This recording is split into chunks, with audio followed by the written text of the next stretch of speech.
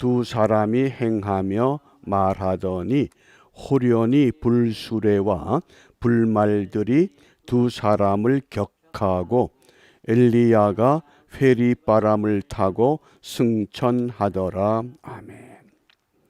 여기 두 사람은 엘리야와 엘리사를 말하죠.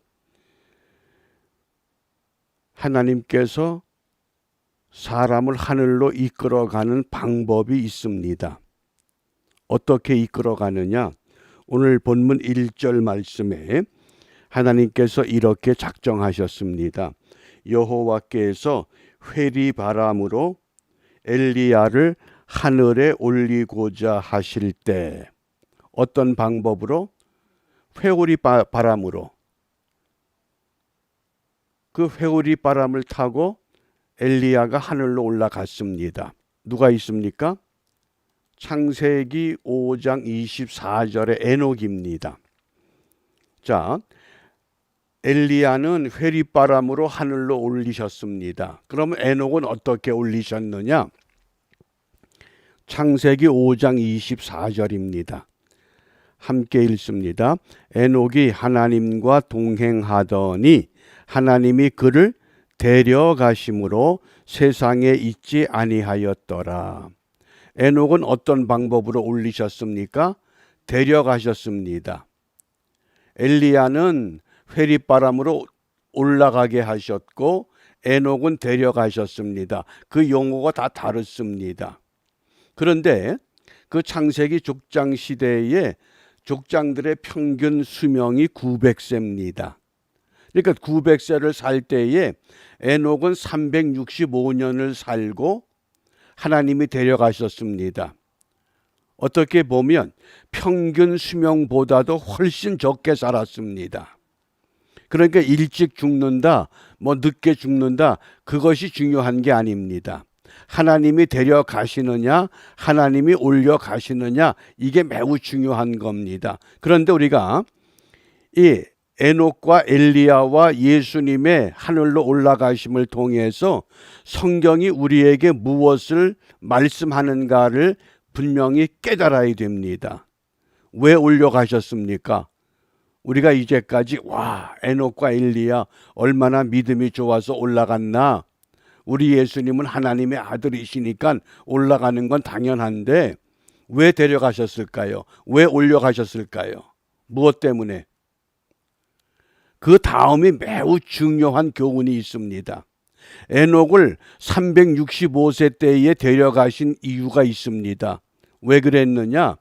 창세기 6장 5절입니다. 함께 읽습니다. 여호와께서 사람의 죄악이 세상에 가득함과 그의 마음으로 생각하는 모든 계획이 항상 악할 뿐임을 보시고 아멘. 왜 에녹을 365세 때에 하늘로 데려가셨느냐? 앞으로 죄악이 너무너무 이 사악한 세상이 될 것을 아시고 하나님의 심판을 위해서 우리에게 교훈하신 사건입니다. 그러니까 우리가 에녹의 이 데려감을 통해서 어떤 사람이 하나님께서 데려가셨을 때에 그 다음에는 어떤 시대가 온다? 악한 시대가 온다는 겁니다. 무엇입니까? 심판을 준비하라고 하는 하나님의 경고입니다. 이 맥을 잘 짚으셔야 됩니다. 또 우리 예수님께서 사도행전 1장 9절입니다. 함께 읽습니다. 이 말씀을 마치시고 저희 보는 데서 올리워 가시니, 우리 예수님은 올리워 가셨습니다. 이게 올라간다 그런 뜻입니다. 구름이 저를 가리워 보이지 않게 하더라. 예수님께서 십자가에 못 박혀 죽으셨고 그 다음에 3일 만에 부활하셨습니다. 40일 동안 계시면서 많은 사람들에게 사람이 죽지 않는다고 하는 것, 영원한 죽음이 없다고 하는 것, 구속의 은혜를 완전히 회복하여 보여주셨습니다. 그리고 40일 후에 올라가셨습니다. 예수님이 올라가신 다음에 예수님께서 올라가실 때 무엇을 말씀했습니까? 너희들이 몇 날이 못 되어서 아버지의 약속하신 것을 기다리라. 그 약속하신 은혜를 회복해야만 어려운 때를 극복할 수가 있습니다. 에녹이 365세 때에 하나님이 데려가신 것은 장차 죄악이 관영한 시대가 올 터이니 이 에녹의 사건을 통해서 너희들이 준비해야 된다. 예수님이 부활하시고 승천하신 사건을 통해서 예수님께서 무엇을 말씀하신 겁니까? 그래서 사도행전 2장 40절입니다. 함께 읽습니다. 또 여러 말로 확증하며 권하여 이르되 너희가 이 패역한 세대에서 구원을 받으라. 앞으로 패역한 세대가 온다는 겁니다. 그러니까 너희들이 이런 세대에서 구원을 얻기 위해서는 어떻게 해야 됩니까? 성령의 감동을 받아야 되고 성령을 받아야만 된다는 겁니다. 그러면 이런 맥락 속에서 오늘 엘리야가 하나님께로부터 들림을 받았을 때, 승천했을 때에 하나님께서 뜻하신 바가 뭡니까? 아합이라고 하는 가장 사악한 왕, 그 사악한 왕이 엘리야를 죽이려고 해도 엘리야를 잡을 수가 없었습니다. 그리고 그 아들 아하시아가 다락 난간에서 떨어져서 병들었을 때에 하나님을 찾지 않고 에그론의 바알세붑이라고 하는 우상에게 가서 이 병이 어떻게 될 것인지를 물어보게 하는 그런 시대입니다. 그러니까 그런 시대에 하나님께서 엘리야를 취하신 겁니다. 그럼 무엇을 의미합니까? 앞으로 너희들이 신앙생활하는데 굉장히 어렵고 힘든 때가 온다는 겁니다. 그러므로 심판의 때를 준비해라. 어려운 때를 너희들이 대비해라. 그래서 이 에녹을 통해서, 엘리야를 통해서, 부활하신 예수님을 통해서 패역한 세대에서 구원을 받아야만 됩니다. 그런데 우리를 구원하는 그 하나님의 방법이 참 놀랍습니다. 마태복음 24장 40절입니다. 함께 읽습니다. 그때에 두 사람이 밭에 있음에 하나는 데려감을 당하고 하나는 버려둠을 당할 것이요. 두 사람이 같이 밭에서 일을 하는데, 두 사람이 같이 잠을 자는데 한 사람은 데려감을 당하고 한 사람은 버려둠을 당할 것이다. 반드시 이런 일이 온다고 하는 것을 예고하신 겁니다. 누군 데려가고 누구는 버려두고 내가 버림을 당할 수 있다는 겁니다. 내가 데려감을 당할 수 있다고 하는 겁니다. 그러므로 이 승천의 사건이라고 하는 것, 우리가 하늘에 오르시어 전능하신 아버지 하나님 우편에 앉아 계시다가 거기로부터 살아있는 자와 죽은 자를 무엇하러 오신다? 심판하러 오신다. 심판의 때를 준비하려는 겁니다. 그게 승천의 사건의 교훈입니다. 그러니까 오늘 엘리야가 하나님께서 회립바람이라고 하는 방법으로 엘리야를 데려가실 것을 엘리사가 알았습니다. 그러니까 자꾸 엘리야는 엘리사에게 너 여기 머물러라. 그리고 자꾸 따라오지 말라고 부탁을 합니다. 처음에는 길갈에서, 두 번째는 베델에서, 세 번째는 여리고에서, 네 번째는 요단을 건넜습니다. 엘리야가 옷을 벗어가지고 요단에 물을 막 치니까 물이 쫙 갈라집니다. 마치 애굽에서 나왔던 이스라엘 백성들이 홍해를 건너는 것처럼, 요단을 건너는 것처럼 마른 땅을 건너갔습니다. 그리고 호련히 하나님께서 엘리야를 데려가셨습니다. 그러자 이 엘리사가 아버지야, 아버지요, 이스라엘 마병이여, 이스라엘 병거요, 그러면서 외칩니다. 그리고는 엘리야의 떨어진 옷, 그 다음에 이 엘리사가 자기의 겉옷을 벗었습니다. 그리고 다시 요단을 물을 치니 어떻게 됩니까? 엘리사가 건너왔습니다. 이걸 볼 때에 그 모든 선지자 생도들이 드디어 엘리야의 능력이 엘리사에게 임했구나. 그런데 이 엘리사가 엘리야에게 무엇을 원했습니까? 너 나에게 원하는 것이 무엇이냐? 그럴 때 무엇을 원한다고 그랬습니까? 열왕기하 2장 9절입니다. 함께 읽습니다. 엘리야가 엘리사에게 이르되 나를 네게서 취하시기 전에 내가 네게 어떻게 할 것을 구하라. 엘리사가 가로되 당신의 영감이 갑절이나 내게 있기를 구하나이다. 아멘. 무엇을 구했습니까? 엘리야의 영감의 갑절, 바꿔 말하면 엘리야가 하나님께로부터 받았던 은혜의 2배가 되는 은혜를 나에게 주십시오. 이것을 원했습니다. 이게 무슨 의미입니까? 엘리야보다 더 2배나 능력 있는 제자가 되겠습니다. 그것이 아닙니다.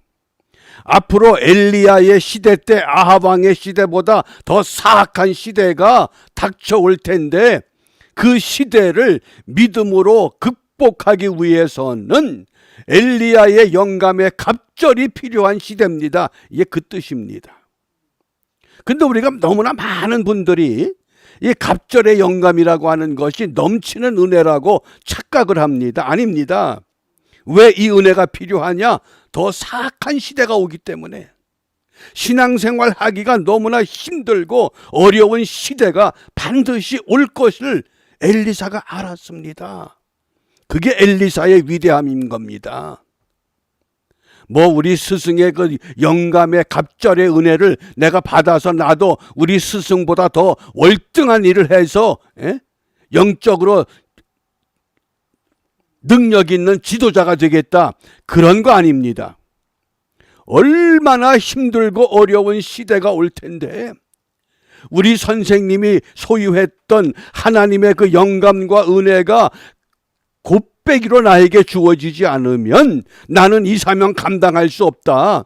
그러면서 부르짖는 겁니다. 아버지요, 아버지요. 이스라엘의 병고와 마병이요. 그 얼마나 처절한 절규입니까? 그러니까 막 답답하니까 그 엘리야의 떨어진 겉옷을 가지고 그냥 요단의 물을 내리칠 때에 다시 요단이 갈라집니다. 그러니까 선지자 생도들이 이야, 그것만 본 겁니다. 엘리사에게도 엘리야의 능력이 임했구나. 그러면서 이 엘리사가 능력을 회복했다고 하는 것을 오늘 증거하기 위해서 여리고성에 그 열매 맺지 못하는 그 물이 나쁜데 그것을 어떡합니까? 소금을 갖다 뿌리면서 결국은 이 물을 고쳤습니다. 마라의 쓴 물을 단물로 바꾸어내듯이 하나님의 능력을 보여주었습니다. 능력 행하라고 갑절의 영감이 아닙니다. 그런데 또 놀라운 것은 베델로 갈 때에 그 젊은 소년들이 엘리사를 향해서 대머리야, 대머리야 그러고 놀립니다. 그런데 참 놀랍잖아요. 이 엘리사가 여호와의 이름으로 그 소년들을 저주합니다. 아니 어떻게 그렇게 갑절의 영감의 은혜를 받은 사람이 그까지 대머리라는 그 말 한마디에 그 아이들을 저주합니까? 그러자 수풀에서 곰 2마리가 나와서 그 아이들 가운데 42명을 다 죽였다는, 잡아먹었다는 겁니다. 이런 끔찍한, 이건 뭡니까? 하나님의 능력이 임했다고 하는 것을 확증시켜 주신 겁니다. 무엇 때문에? 앞으로 이 북이스라엘이 어떻게 됩니까? 아수르에 완전히 무너지고 망하는 그날이 온다는 겁니다. 우리가 그런 일시적인 현상을 경험했잖아요. 주일에 모여서 예배하지 못하는 팬데믹이라고 하는 코로나19라고 하는 이 전염병을 통해서 너희들이 이런 날이 올 것이다. 그런데 이것이 지나갔기 때문에 끝난 것이 아니라 이것보다 더한 것도 앞으로 올 수 있다 없다? 올 수 있다는 겁니다. 그러면 무엇을 구해야 됩니까? 영감의 갑절이 필요합니다. 이전에도 하나님의 은혜 가운데 살았습니다. 앞으로 우리의 남은 생애가 철저히 믿음 가운데에서 온전한 믿음의 길을 걷기 위해서는 이전에 받았던 은혜보다 더 큰 은혜를 사모합니다. 왜? 믿음 가운데 승리하는 삶을 이루기 위해서. 그것이 오늘 이 갑절의 영감을 구했던 엘리사의 믿음입니다. 그러니까 엘리사는 끝까지 내가 당신을 놓지 않겠습니다. 당신이 행했던 그 능력의 은혜가 내게도 필요합니다. 우리도 마찬가지잖아요. 초대교회 성도들이 그 받았던 그 은혜, 사자굴에 던짐을 당했을지라도 사자들의 입을 막게 할 수 있었던 그 다니엘에게 허락했던 하나님의 그 은총, 평소보다 7배나 뜨거운 풀무불에 던짐을 받았던 아벳느고와 사드락과 메삭이 그 불구덩이 가운데서도 생존할 수 있었던 그 은혜, 사도 바울이 유라굴로 강풍 속에서 모든 것이 파산됐습니다. 멜리데라고 하는 섬에 극적으로 도착해서 모닥불을 쬐고 있을 때에 모닥불이 사그러들므로 그 나무단을 집어들어서 모닥불을 더 키우려고 할 때에 나무단에 숨어있던 독사가 바울을 뭅니다. 그 토인들은 야, 저 사람은 바다에서 구사일생으로 살았지만은 결국은 무슨 죄가 있어서 뱀에 물려 죽는구나. 그런데 바울이 어떻습니까? 태연하게 독사를 불구덩이에 떨구고는 가만히 불을 쬐입니다. 그러니까 그 토인들이 야, 이 사람은 인간이 아니야, 신이야, 신. 왜? 갑절의 영감이 있기 때문에 그렇습니다. 오늘 우리가 이 팬데믹 시대를 살면서 앞으로 우리에게 다가올 예측할 수 없는 어떤 재난의 시대가 우리를 기다리고 있다고 하면 우리가 무엇을 기도해야 됩니까? 하나님, 이 엘리사와 같이 당신의 영감이 갑절이나 내게 있기를 구합니다. 그래서 오늘 기도의 제목을 우리가 이렇게 한번 찾아봅니다. 마태복음 25장 13절입니다. 그런즉 깨어 있어라. 너희는 그날과 그 시를 알지 못하느니라. 깨어 있으라. 그날과 그 시는 어느 누구도 모릅니다. 그러나 징조는 알 수 있습니다. 그래서 우리가 오늘 어떤 기도를 하느냐? 지혜로운 믿음으로 마지막 날을 예비할 수 있는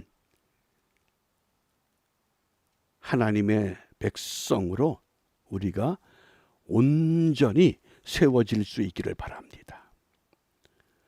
등과 기름을 예비한 지혜로운 처녀와 등만 가지고 있는 어리석은 처녀, 열처녀의 비유를 통해서 너희가 어떤 삶을 살아갈 것인가를 분명히 말씀하셨습니다. 그러므로 우리가 오늘 이 3월을 마감하는 1사분기를 마감하는 이 날에 나는 어떤 믿음의 사람인가? 내 손에 등은 들려 있는데 정말 등을 밝힐 수 있는 기름이 있는가?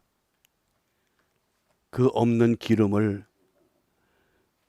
마지막 때에 여기저기 기름을 구하러 다니는 어리석은 삶이 아니라, 어리석은 신앙이 아니라 언제 주님 오시든지 그 주님을 영접할 수 있는 지혜로운 처녀처럼 슬기로운 믿음의 사람이 되어서 우리 다 함께 승리하는, 다 함께 공중혼인 잔치에 들림을 받는 그 은혜를 함께 경주하고 모두 주의 이름으로 승리하시기를 주님의 이름으로 축복합니다. 기도하겠습니다.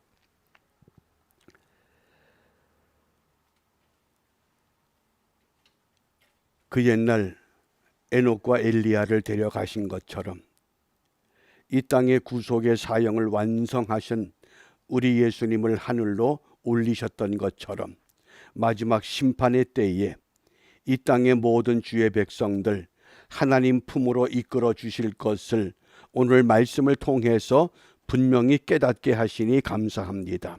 비옵기는 언제 주님 오실런지, 언제 심판의 나팔 소리가 울려 날지 어느 누구도 알지 못합니다. 그러나 한 가지 분명한 것은 그런즉 깨어 있으라. 너희는 그날과 그 시를 알지 못한다. 그렇지만은 우리가 지혜롭게 믿음으로 등과 기름을 예비하여 신랑 되신 우리 주님 영접하는 공중 혼인 잔치에 한 사람도 낙오되지 않고 그 잔치에 참여할 수 있는 정결한 그리스도인의 신부로서 우리의 삶을 바르게 경주하는 우리 모두가 되도록 축복하여 주시옵소서. 이러한 은혜가 우리 모두에게 이루어지기를 소원하며 주님께서 가르쳐 주신 기도로 함께 기도합니다. 하늘에 계신 우리 아버지, 아버지의 이름을 거룩하게 하시며 아버지의 나라가 오게 하시며 아버지의 뜻이 하늘에서와 같이 땅에서도 이루어지게 하소서.